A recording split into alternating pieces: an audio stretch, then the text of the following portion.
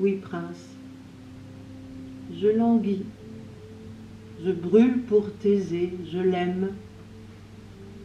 Non point tel que l'ont vu les enfers, volage adorateur de 1000 objets divers, qui va du dieu des morts déshonorer la couche, mais fidèle, mais fier, et même un peu farouche, charmant, jeune, traînant tous les cœurs après soi, tel qu'on dépeint nos dieux,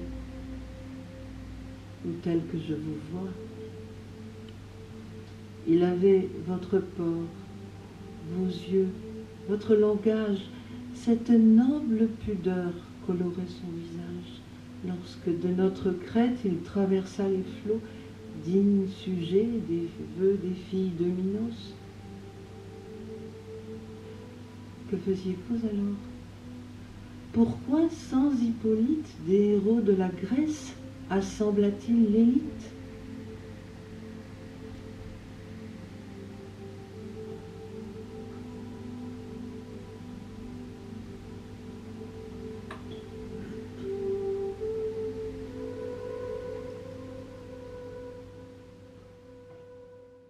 Ce drame qui se joue entre Pyrrhus et Andromaque, il faut ajouter ce qu'on pourrait appeler des dégâts collatéraux. Il y a Oreste et il y a Hermione. D'abord, Oreste, qui est l'amoureux, est conduit par Hermione. Hermione elle-même est conduite par Pyrrhus, au profit, si l'on peut dire, d'Andromaque. Oreste. Puisqu'après tant d'efforts, ma résistance est vaine, je me livre en aveugle au destin qui m'entraîne. J'aime.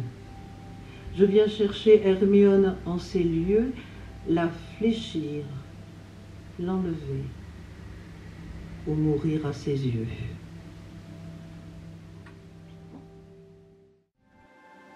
Et maintenant, la guerre de Troie, ou plutôt après la chute de Troie, avec Andromaque, qui s'adresse à sa confidente et amie Céphise. Andromaque. Dois-je oublier Hector, privé de funérailles, et traîner sans honneur autour de nos murailles? Dois-je oublier son père à mes pieds renversés, ensanglantant l'autel qu'il tenait embrassé? Songe, songe, Céphise, à cette nuit cruelle qui fut pour tout un peuple une nuit immortelle. Figure-toi Pyrrhus, les yeux étincelants, entrant à la lueur de nos palais brûlants, sur tous mes frères morts, se faisant un passage, et de sang tout couvert, échauffant le carnage. Songe aux cris des vainqueurs, songe aux cris des mourants, dans la flamme étouffée, sous le fer expirant. Toujours triste, importune à moi-même, pouvez-vous souhaiter qu'Andromaque vous aime?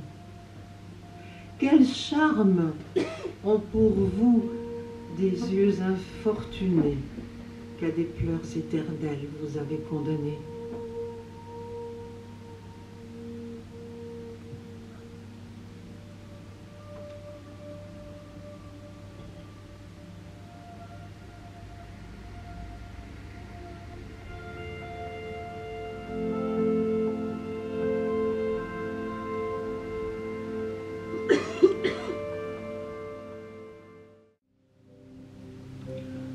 Pour mieux comprendre à qui s'adresse Andromaque, rappelons-nous d'abord qu'Andromaque était l'épouse d'Hector, l'un des fils du roi de Troie, Priam.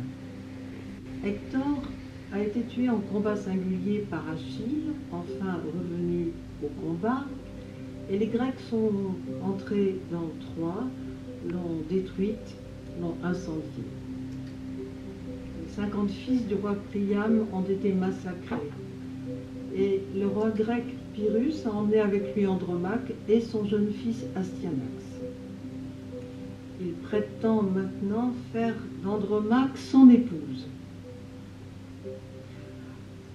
C'est-à-dire que nous sommes dans la saison 3 de la guerre de Troie. Chacun sait que l'Iliade, qui raconte la colère d'Achille, c'est la saison 1. L'Odyssée raconte le retour d'Ulysse à Ithaque, c'est la saison 2. Et maintenant, nous devons la saison 3 à Virgile, un poète latin du 1er siècle avant notre ère, et qui compose l'Énéide. L'Énéide, c'est l'histoire d'Énée, qui a cette particularité d'être le fils d'Aphrodite et d'un mortel. Énée est donc de sang royal, et sa traversée l'amènera dans le Latium, où il fonde l'Avinium, qui sera l'ancêtre de Rome. Je percerai le cœur que je n'ai su toucher, et mes sanglantes mains sur moi-même tournées, aussitôt, malgré lui, joindront nos destinées. Et tout ingrat qu'il est, il me sera plus doux de mourir avec lui que de vivre avec vous.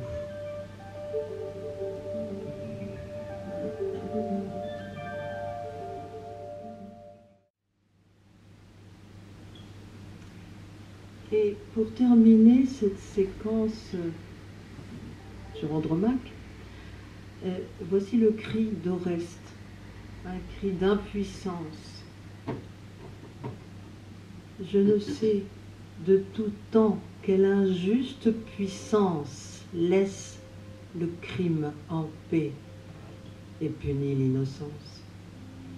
De quelque part sur moi que je tourne les yeux, je ne vois que malheur qui condamne les dieux. Nous nous transportons maintenant à Rome, dans le palais de l'empereur Néron.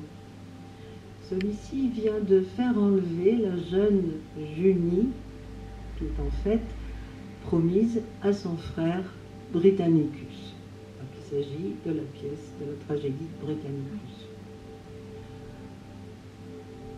Néron assiste à l'arrivée de Junie. Excité d'un désir curieux, cette nuit, je l'ai vue arriver en ces lieux.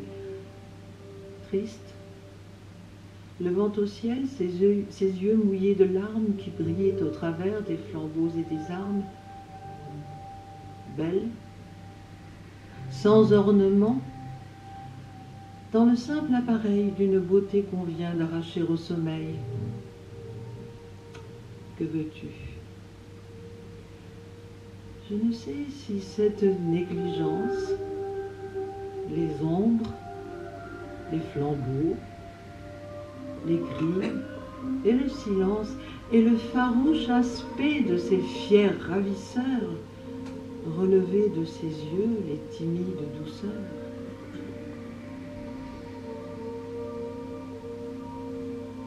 Quoi qu'il en soit, ravi d'une si belle vue, j'ai voulu lui parler,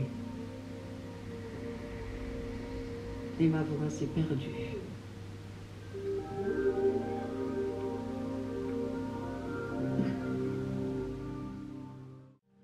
Alexandre le Grand est entré en guerre contre un roi des Indes nommé Porus. Après la défaite et la mort de Porus, il expose ses motivations face à Axiane, qui est une autre reine des Indes qui a aimé Porus.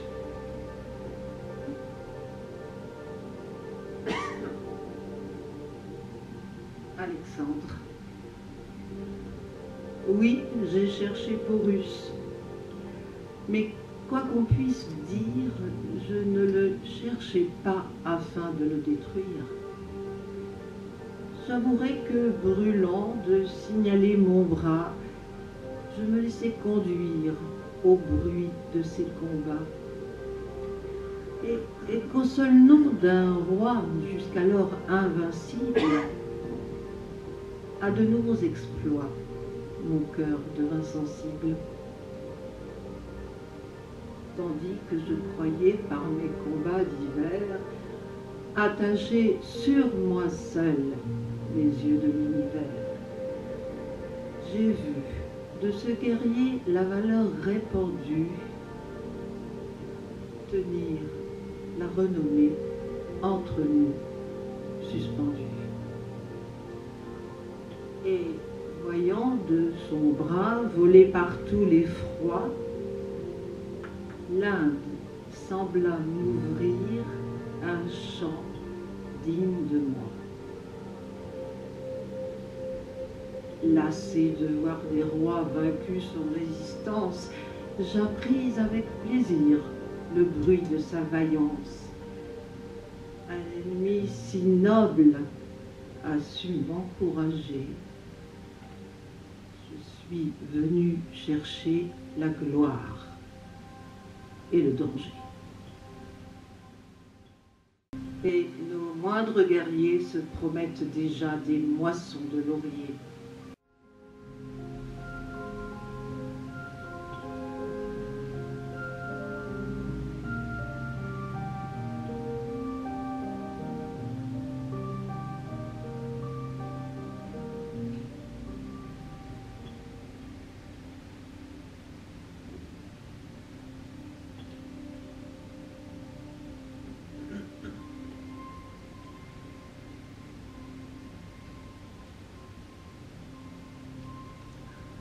Écoutons maintenant une voix féminine, celle de Cléophile, la sœur de Taxile. Cléophile. Mais quoi, Seigneur? Toujours guerre sur guerre? Cherchez-vous des sujets au-delà de la terre? Voulez-vous pour témoin de vos faits éclatants des pays inconnus, même à leurs habitants? Qu'espérez-vous combattre en des climats si rudes? Ils vous opposeront de vastes solitudes, des déserts que le ciel refuse d'éclairer, où la nature semble elle-même expirer.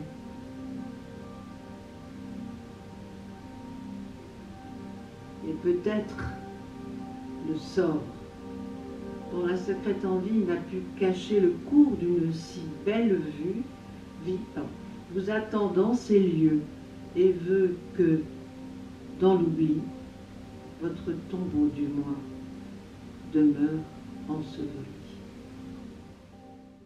Nous terminerons en revenant à notre point de départ.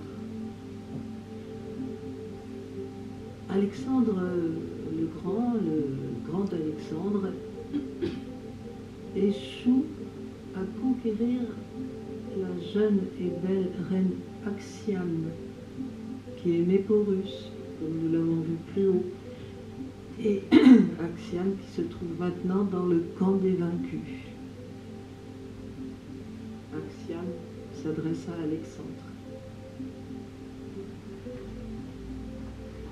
Mais que sert à ce cœur que vous persécutez de voir partout ailleurs adorer vos bontés?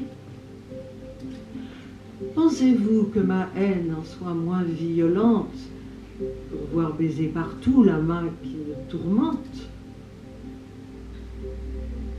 Tant de rois, par vos soins vengés ou secourus, tant de peuples contents, me rendent-ils Porus?